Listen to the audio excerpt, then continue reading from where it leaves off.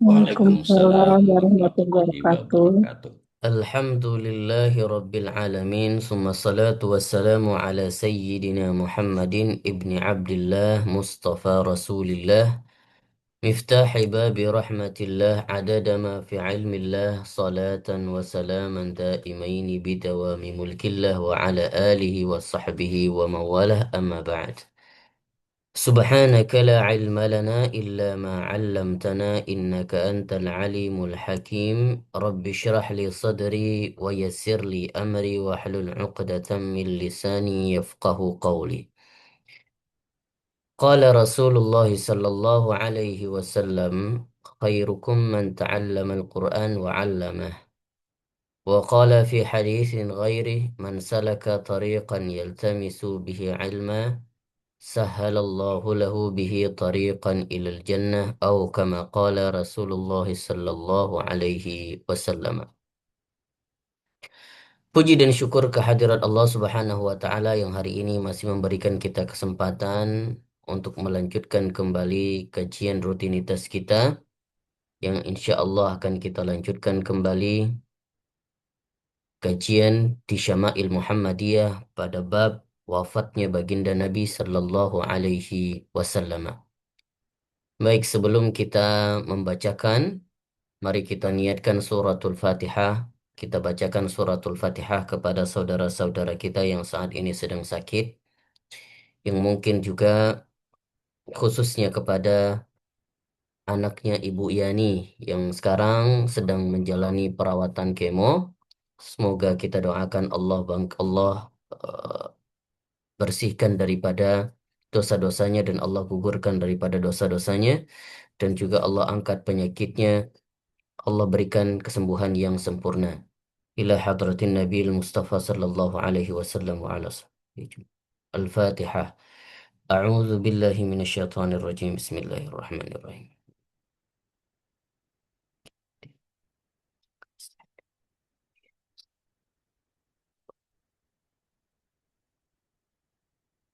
Amin ya rabbal alamin. Allahumma anta rabban nas. Ishfi mardahum. Ishfihim shifaan la yughadiru saqama. Bismillahirrahmanirrahim. Qala al-musannif rahimahullahu ta'ala wa nafa'ana bihi wa bi'ulumihi fid darain. Amin ya rabbal alamin. Kita bacakan hadis di dalam bab Maja'a fi wafati Rasulullah sallallahu alaihi wasallam. Bab yang menjelaskan tentang kisah di mana Nabi sallallahu alaihi wasallam wafat. Di dalam bab ini ada 14 hadis.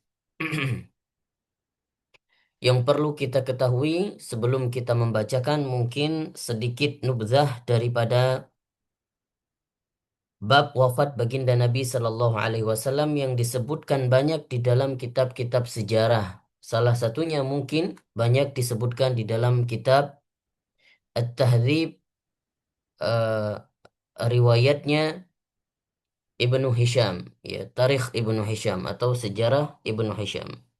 Itu sirah menceritakan bahwasanya Nabi Sallallahu Alaihi Wasallam sebelum wafatnya sudah mengalami sakit yang begitu parah. Sejak dimulai setelah perang Khaybar, bahwa Nabi Shallallahu Alaihi Wasallam masih mengalami sakit bekas daripada makanan yang dihidangkan oleh wanita Yahudi, yang Nabi saat-saat itu sempat sedikit mencicipinya, tetapi tidak sampai ditelan. Kenapa? Karena saat itu makanan itu sendiri Allah takdirkan bisa berbicara sehingga Nabi Shallallahu Alaihi Wasallam merasakan ada yang ganjal, ada yang ganjil. Maka saat itu Nabi Shallallahu Alaihi Wasallam merasa kesakitan dan di 10 Hijriah, 10 ke hijrahnya Nabi Shallallahu Alaihi Wasallam, Nabi melakukan haji wada dan itu haji terakhirnya baginda Nabi Shallallahu Alaihi Wasallam.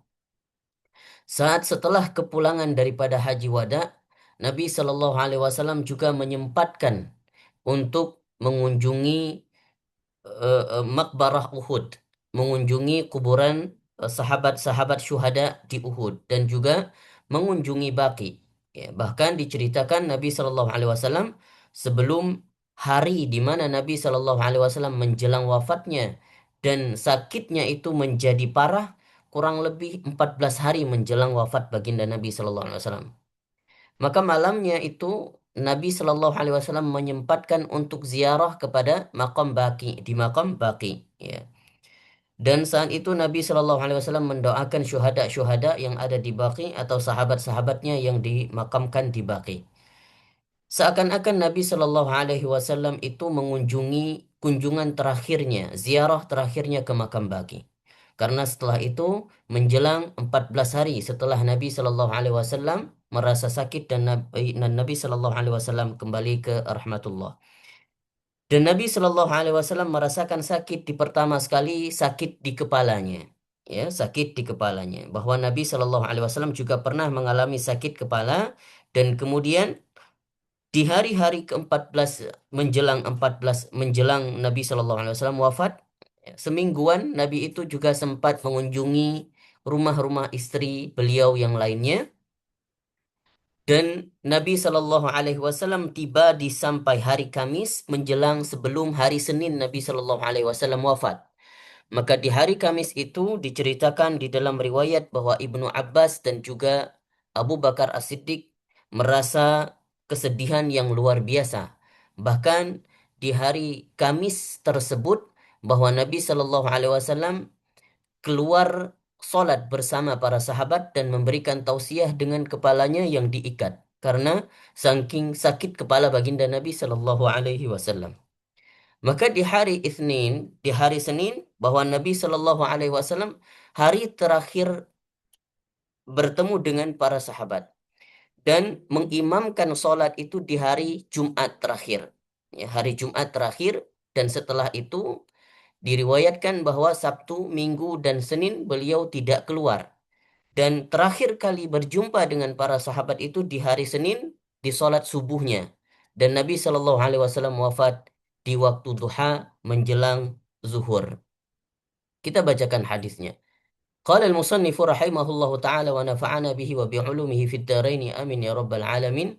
حدثنا أبو عمار الحسين بن حريث وقتيبة بن سعيد وغير واحد قالوا حدثنا سفيان بن عيينة عن الزهري عن أنس بن مالك قال آخر نظرة نظرتها إلى رسول الله صلى الله عليه وسلم كشف الستارة يوم الاثنين فنظرت إلى وجهي كأنه ورقه مصحف والناس خلف أبي بكر فأشار إلى الناس أن إثبتوا وأبو بكر يؤمهم وألقى السجف وتوفي من آخر ذلك اليوم.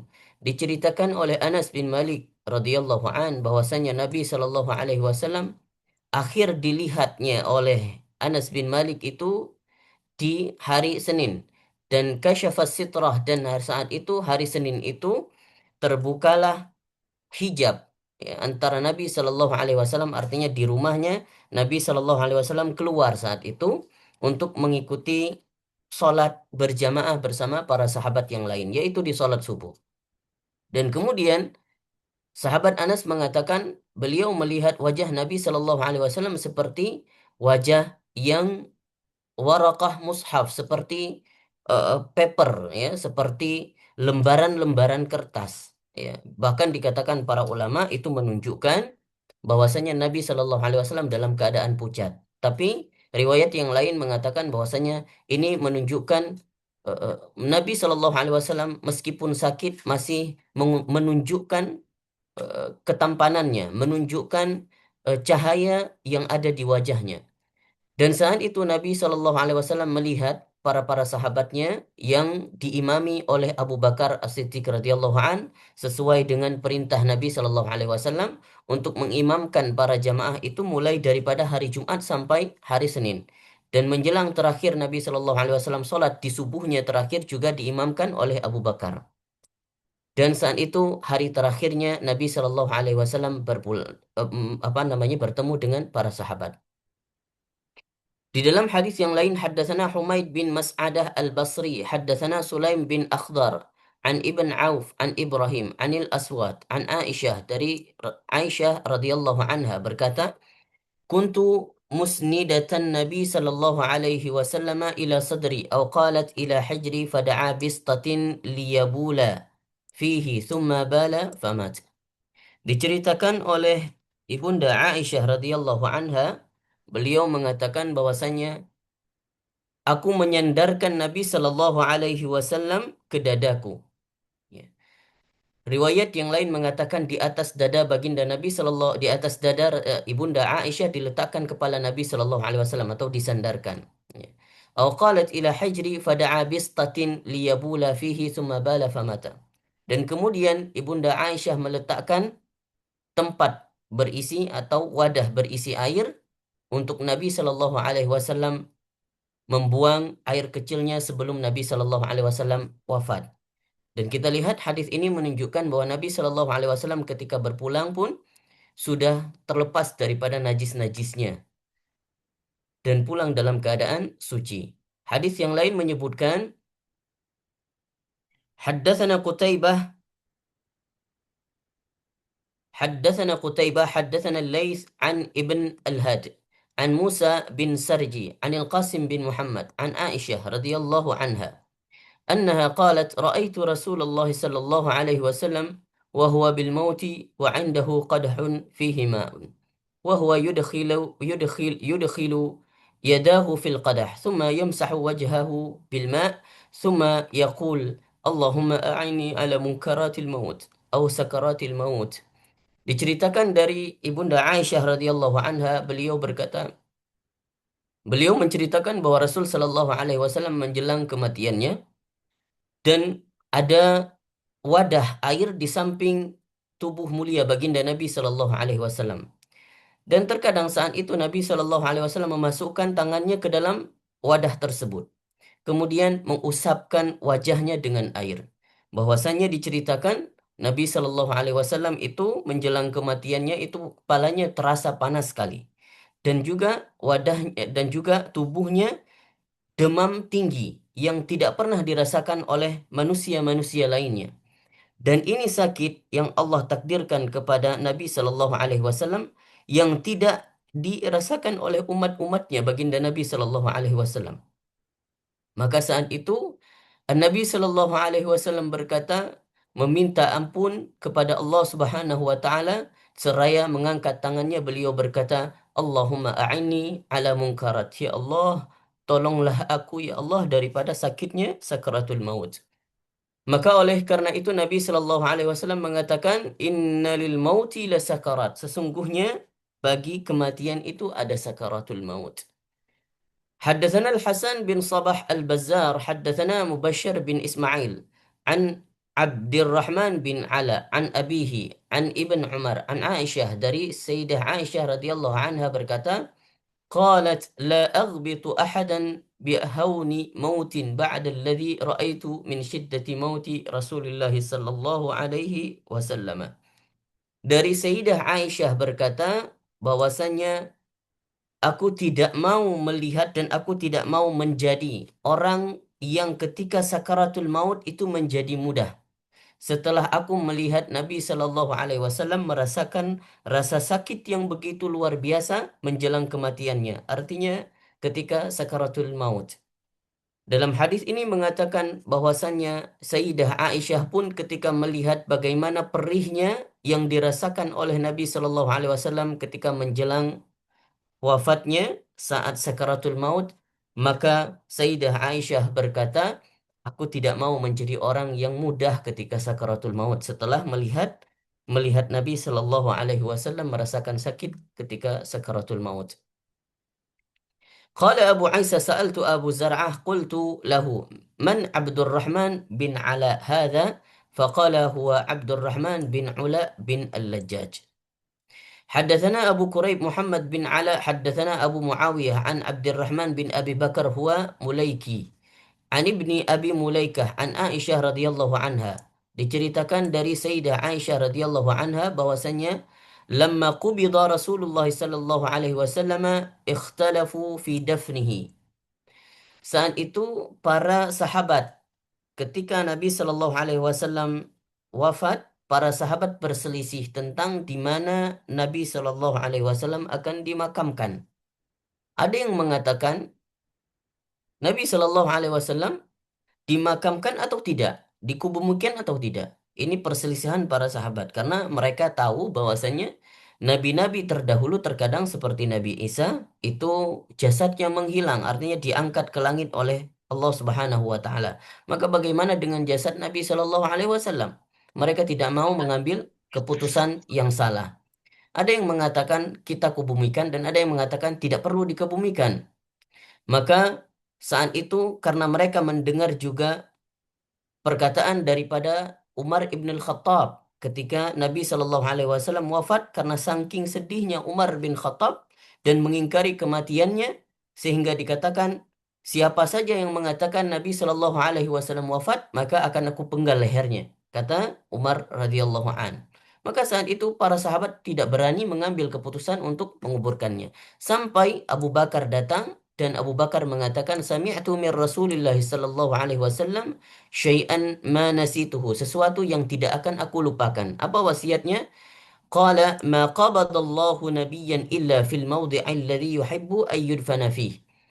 Bahwasanya setiap nabi-nabi Allah diwafatkan, ketika diwafatkan maka tidaklah dia dimakamkan atau dikebumikan kecuali di tempat yang diwafatkannya. Artinya ketika Allah Subhanahu wa taala telah menakdirkan seorang nabi wafat, maka tempat itu adalah tempat yang terbaik. Maka kata Nabi, kata kata Abu Bakar adalah idfinuhu fi mawdi'i firashihi. Maka saat itu Nabi Shallallahu alaihi wasallam tempat terakhir kehidupannya itu di atas firasnya, di atas dipannya sendiri, maka kebumikanlah Nabi Shallallahu alaihi wasallam jasadnya yang mulia ini di bawah tempat tidurnya. وقال حدثنا محمد بن بشار عباس العنبري وسوار بن عبد الله وغير واحد قالوا أخبرنا يحيى بن سعيد عن سفيان الثوري.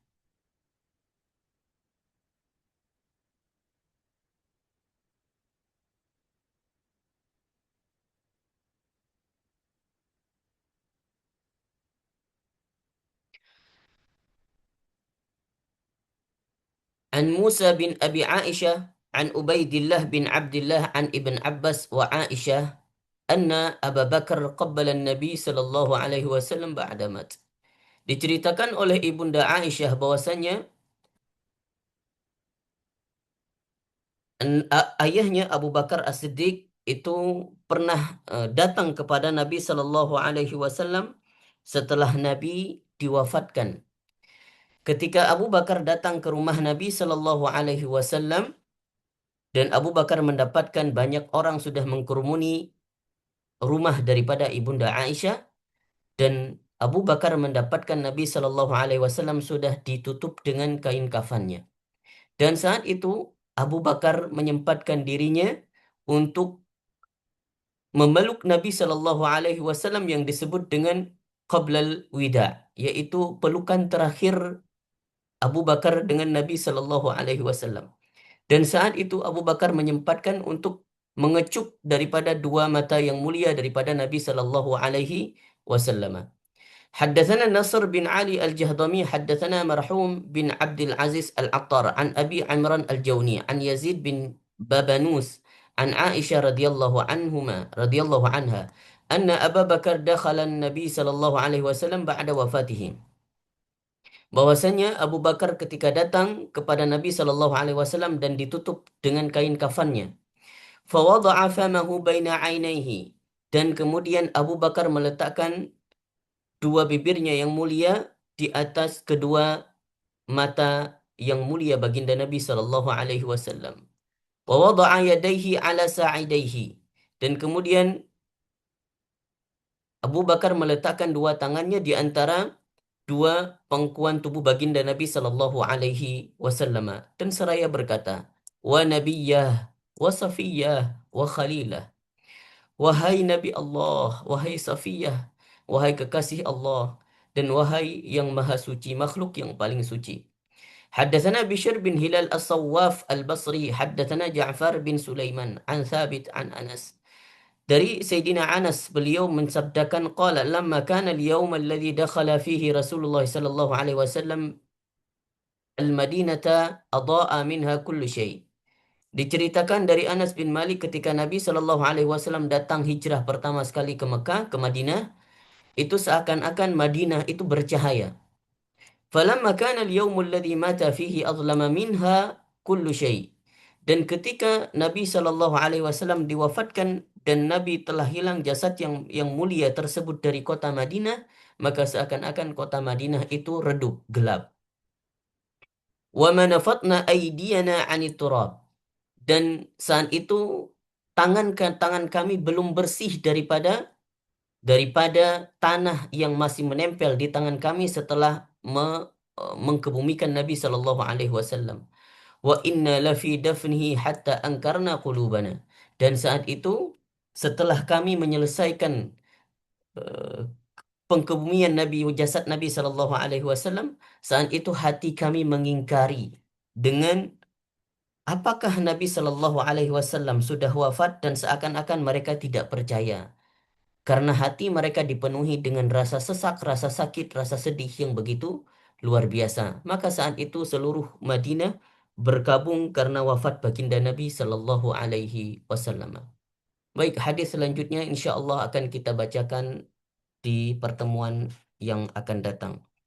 Insya Allah ada beberapa hadis lagi dan ada hadis yang paling panjang menceritakan tentang kisah wafat baginda Nabi Sallallahu Alaihi Wasallam.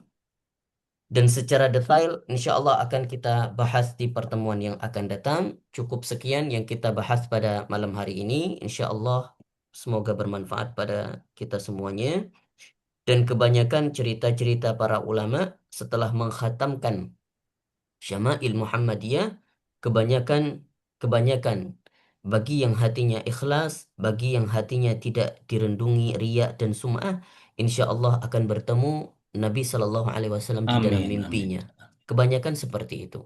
amin, Semoga insya Allah Allah jadikan wajah-wajah kita, mata-mata kita bisa melihat baginda Nabi Shallallahu Alaihi Wasallam amin, dan bertampingan dengan Nabi Shallallahu Alaihi Wasallam di amin, yaumil akhir nanti, dan juga Allah kehendaki mata-mata kita melihat Nabi Shallallahu Alaihi Wasallam di dalam mimpi, amin. meskipun di dalam mimpi atau nanti di yaumil akhir.